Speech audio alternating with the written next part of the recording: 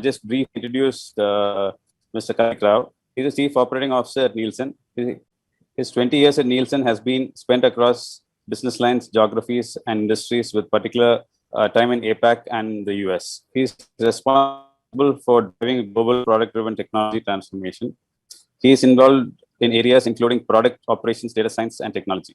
He holds a degree in economics from Loyola University in Chennai and MBA from Illinois State University. And let me not take much time. I think let me hand over to him. And the Q&A for this session will be handled by Kapil Trimal. So yeah, and signing off, Aslam, Head of National Content Committee. Thank you. Over to you, sir. Thanks so much.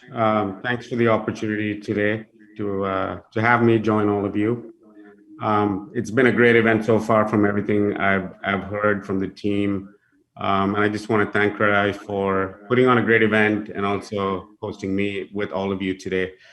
My topic today is performance marketing powers you. And I'll get into that a little bit. But I think I should just start with giving you a little bit of the landscape for media consumption. And I'm just going to do a little compare and contrast of the US versus urban India, because what better way than to spend your Saturday evening listening to me try to confuse you with some numbers. So I'm going to do it anyway. If you just think about what's going on in the world of media, it's a unique moment in our world today, severely accelerated by COVID, as you might suspect. So I'll just throw out a few facts just to put things in context. If you just take a look at the Indian urban market, the first is that there are more people consuming media in India today than even 3 years ago. If you think about 3 years ago versus today, the percent of people who consumed no media or only one media, that's gone down by 15%. So it should just tell you, at least on the bottom end, of people who just did not consume anything, or at least just consumed one, call that a newspaper as an example, that's gone down. Consequently, people who consume 3 to 4 media types, that's gone up by over 40%. So as things have changed and as consumer behavior has evolved, the beauty of this is consumers are willing to invest more time. God knows where they find it, but we find this trend in the US as well. So people consuming media, 3 or 4 types of media has gone up by almost 40%.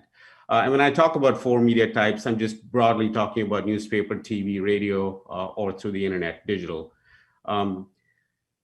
On the flip side, if you think about how this compares to the US, the actual time spent on a given day on digital is about the same. It's close to 4 hours on an average consumer.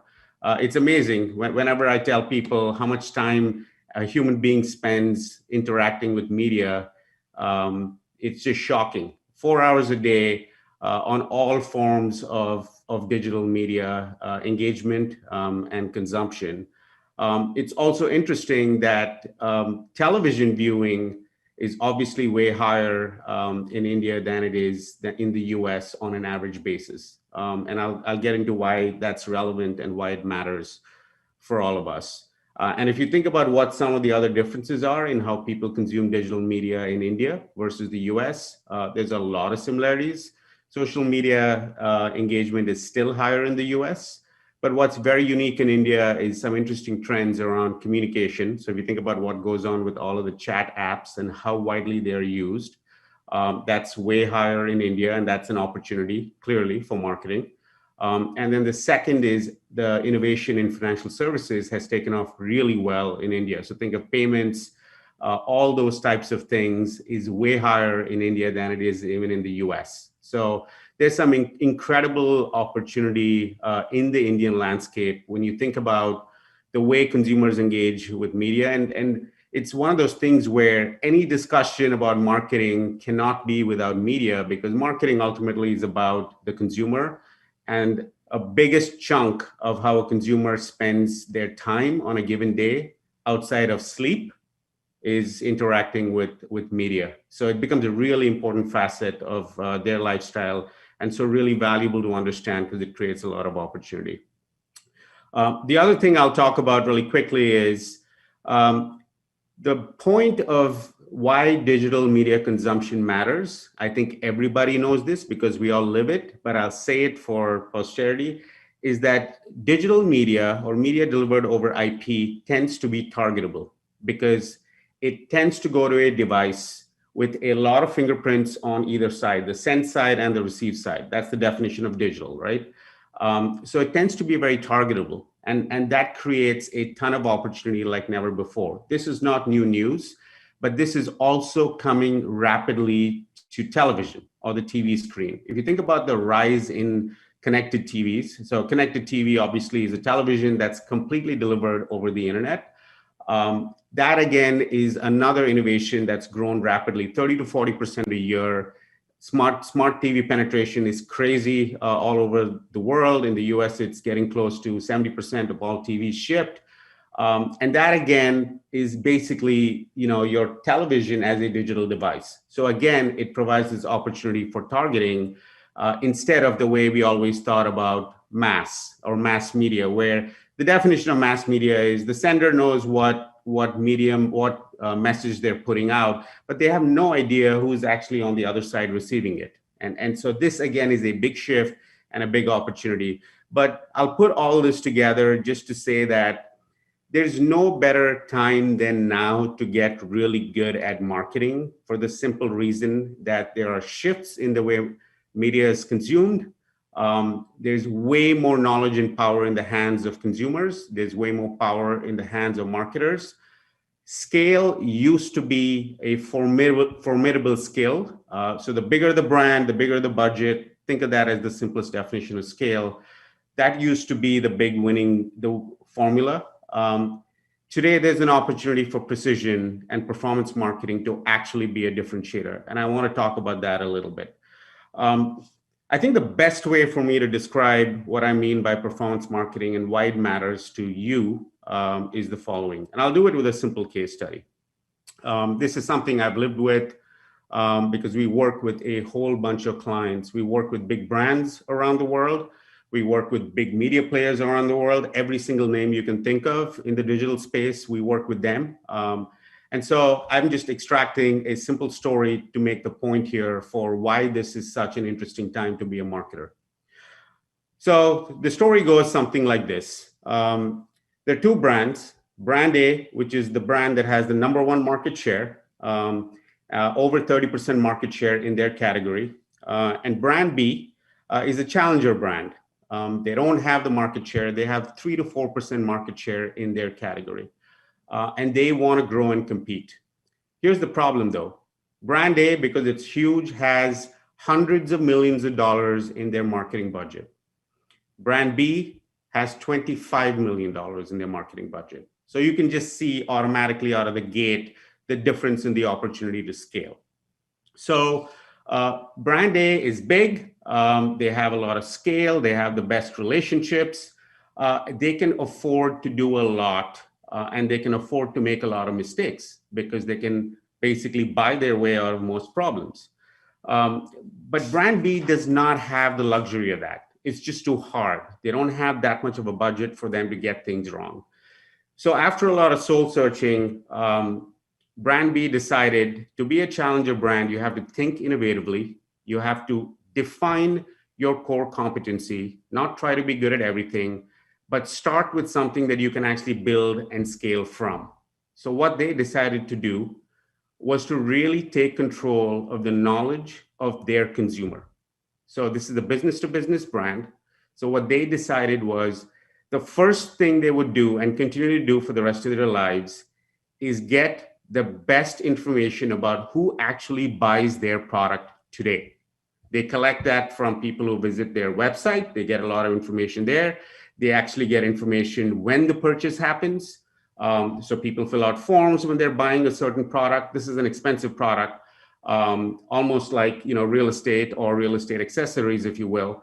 And so they collect a lot of information, but they never use that information to their advantage. So they made a commitment and they spent 6 months putting it all together. This is not as expensive as endeavor as people might think. There are a lot of technologies out there. Salesforce in the US is big. There's many capabilities, or you can build them in-house. Heck, you could even start with an Excel spreadsheet of rows and columns. But the power here is to have a real commitment that you are going to wake up every day to increase the number of rows and increase the number of columns in that Excel spreadsheet. And how do you increase the columns? Because consumers only give you a certain type of data. You go out and acquire other types of data sets to increase the number of columns in your Excel spreadsheet. So that's the first thing they did. They started with, okay, it's simple: name, address, age of the head of the household, who makes the key purchase decision, average household income, and then they continued to expand to that. What other types of information are valuable? Well, what type of car do they own? How long do they own their car for? How long do they stay in a residence typically? All of these types of information are available. Some of it is not perfect, acknowledge that, but also you can continue to extend that into other categories. How do they interact with financial services? Do they shop online or do they go to a bank? These types of data points continue to create a richness around one data file of one consumer who bought their product. So this is what they decided to double and triple down on. And again, you can do this in a simple Excel spreadsheet, but there's way more sophisticated ways to do this. So that's the first step. Then the question was, how do we activate this knowledge? What is the best way to do this? So step two was to go and sit down with every one of their channel partners and explain that they wanted to have a different way of interacting with this channel partner. They said, we want to interact on performance for you and performance for us. We're going to bring the strength of knowledge of our consumer to you.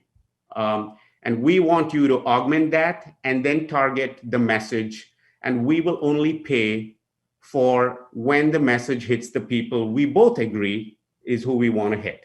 So that's the definition. So they agreed on KPIs, which is, for instance, you could call it clicks to the website. I'm using a simple one, but there are other ones, like visit to a showroom could be another one, or visit to an actual residential complex could be another one. But there are simple metrics that were agreed upon, and the actual transaction was not based on we will get you 100 million clicks. It was based on the percentage of the target that both parties agreed to. And I'll tell you, some channel partners are not willing to do this. They're not ready for this.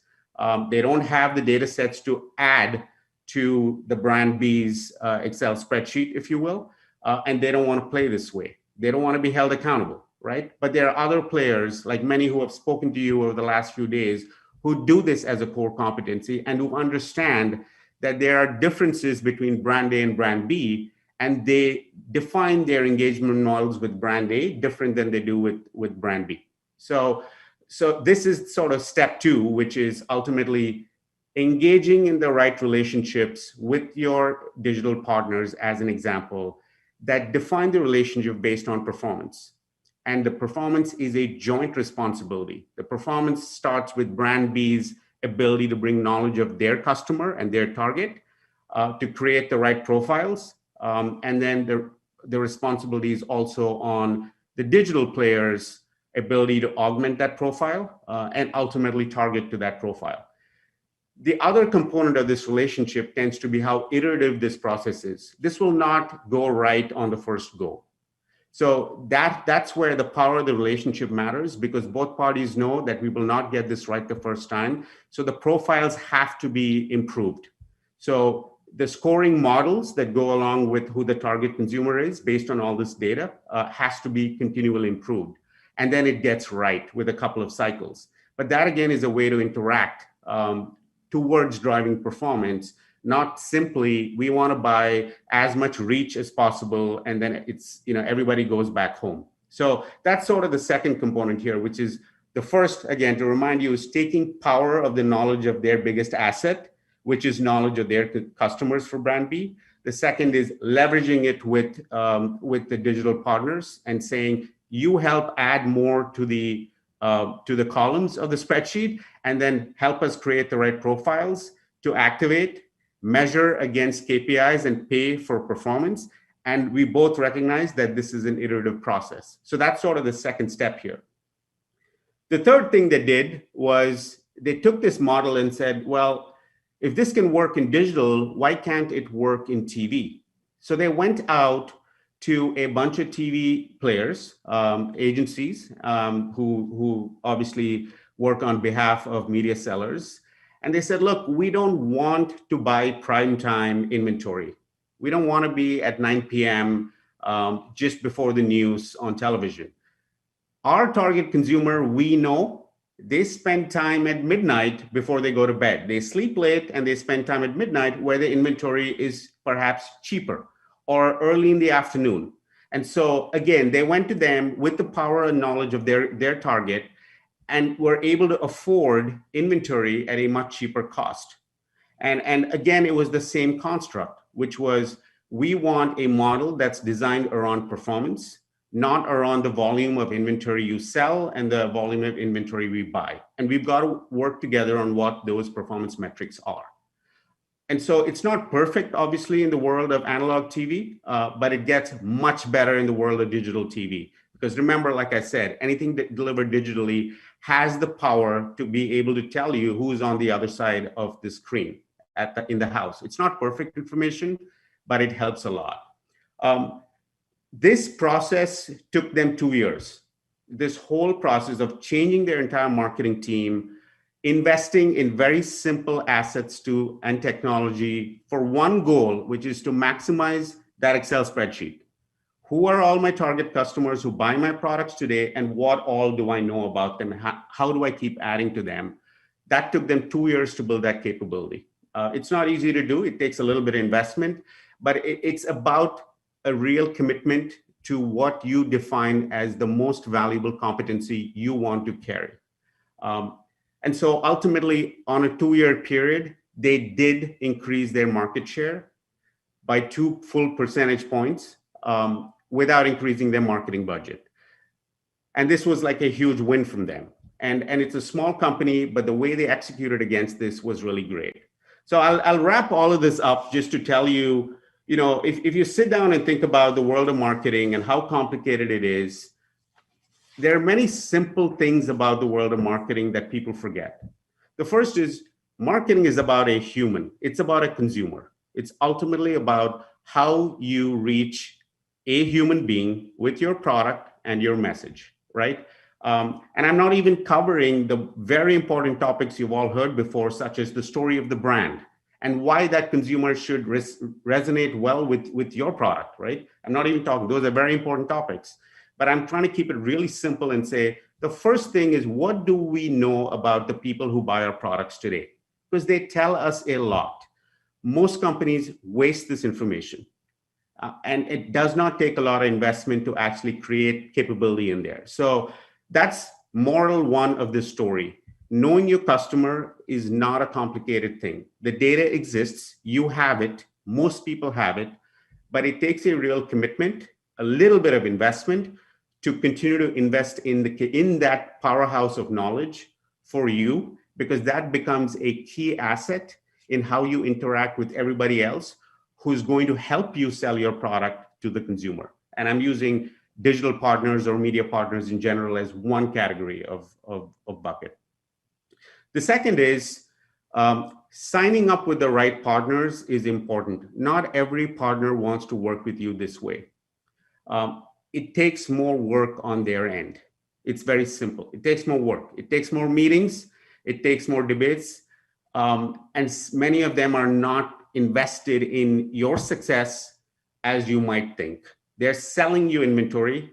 They're not actually selling you a better relationship with your customer through them. And that's what this discussion has to be about. That's the actual role they play. But holding them accountable and picking the right partners is really important. This will take a couple of cycles. Some of them will say they can do things, but they actually cannot deliver. And others will surprise you on the upside because it's core to how they want to build their business, which is being the best at performance marketing in the middle of the process. So they really value that as well. The third is, I call it sort of patience and commitment to KPIs. You will not get your KPIs right out of the gate. You have to start with a few basic ones that you and your partner agree are the most valuable. And And then you've got to be open to the fact that you should change them. Sometimes you can change them even within a year. Other times it takes 2 cycles at least to get it right.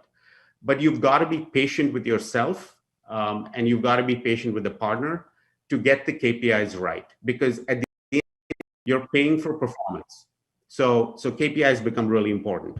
The last thing I'll say is this is about fundamentally you taking back power. Performance marketing is about your power. That's what this is about. And your power comes from your commitment to know the best about your customer. So I'll end, just giving you these messages here. But I'd say this is the time that technology and data gives us the opportunity to do this. It is actually not as expensive, but it's really important to start and start and iterate, but it comes only with a commitment. So I'll leave this here, and I hope you take away that performance marketing ultimately powers you to be the best marketer out there. I'll hand it back over to the team. Yes, we will have a quick Q&A session with Mr. Rao. Thank you. That was a super insightful session that we had. I don't think any more debates about the information, the need of data we need to have in order to make informed decisions. So coming back and pulling you back again a little bit to the basics is a lot of the developers you're talking about who are probably present here are first generation developers, medium size. And you've talked about this before, but what are the first steps? If today I want to be a company that's data driven and against one which is driven purely by instinct, what is a good first step? I think the most important first step is a lot about people who are buying what you sell them. You do know that because of all the people who have bought from you already. That today sits in all rooms of your enterprise. And step 1 is a commitment to pull all that together. Most companies fail at doing this. It's like literally trying to find something in your house when you need it the most. You won't find it. You'll find it when you don't need it, right? So it takes a little bit of commitment, but this data sits everywhere. And to start by simply the most basic step 1 is, if you can define the first step is, how do I get that all in one place over a 2 to 3 month cycle, and make that a company priority, it really turbocharges the thinking here. Because once people see that they have at least 100,000 customers who have bought from them over the years, and they know so many things about them, it unleashes a real power to then activate against it. I think that's amazing. I think the point driven home, you have to be aware of whatever information is coming in and sort of make note of it over a period of time, and then you will see trends coming in. Now, when we talk about digital marketing and performance marketing, the mind first runs to, channels like Facebook, Instagram, and Google. So are there any channels that you would recommend, that will help us get friction or, get us more customers through the funnel? Yeah, I mean, I work with all of these clients, so I can't pick one over the other, but let me give you the characteristics of what they look like. The first characteristic is obviously what kind of conversation are they having with you? That is the first trick. And many of these companies treat you like you are their most important customer. And that typically happens in any way when you buy a product. Are you feeling like the most important customer? And that should not be depending on whether you're a brand with a $300 million budget or a $10 million budget. It should not be any different. So I would look for that. The second I would look for is what other information do they know, because they collect a lot of information. If you think about any one of these players, they collect a lot of information from people who visit their product, right? Which is YouTube or a Facebook page. They collect a lot of that information. How does that append to your information? And so many of these players are actually not good at it, and some are exceptional at it. And so that becomes, because that creates the 1 + 1 = 3. And then the third is who is willing to work with you on an iterative basis, right? They want to improve this process with you. So I would think of those 3 characteristics. Can you share a little insight about the kind of data that Nielson collects for real estate companies, or any emerging data trends, information that developers across the world in different countries are using in order to get a competitive advantage? Yeah, I mean, I think, there are companies in the US, for instance, there's a company called CoreLogic. I mean, I know the CEO and COO really well. And they begin with they are the database for all real estate transactions in the US.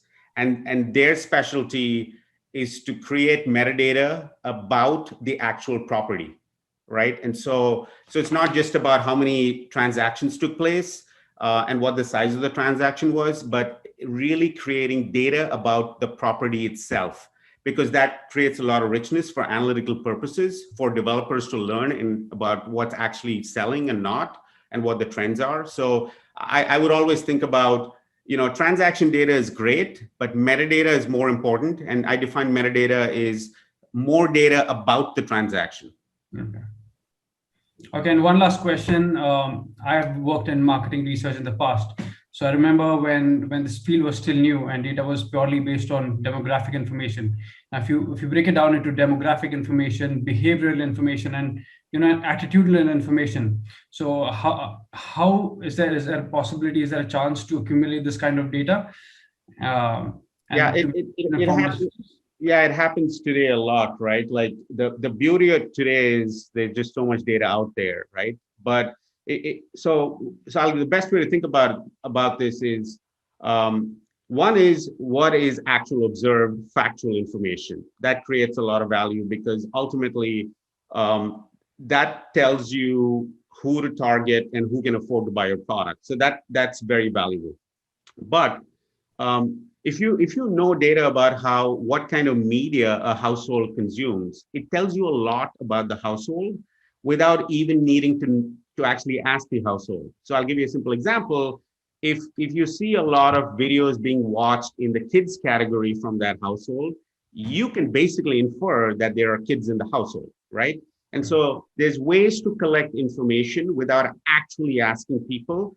And these are what cookies obviously are going away, but people can usually mix these two types of data to get a lot more richness about a particular individual or a particular household. So I see the blend of this. Signals are really important because they tell you a lot without you having to ask for it. Fabulous. I think that's been an extremely insightful session. Mr. Rao, I cannot thank you enough for joining us and joining these more than 200 inquisitive minds to share something which is extremely important. And we hope to have you again in our future events and probably something more specific. And we hope to continue this dialogue with you. Thank you so much. Enjoy the rest of the session. Thanks for having me. Pleasure.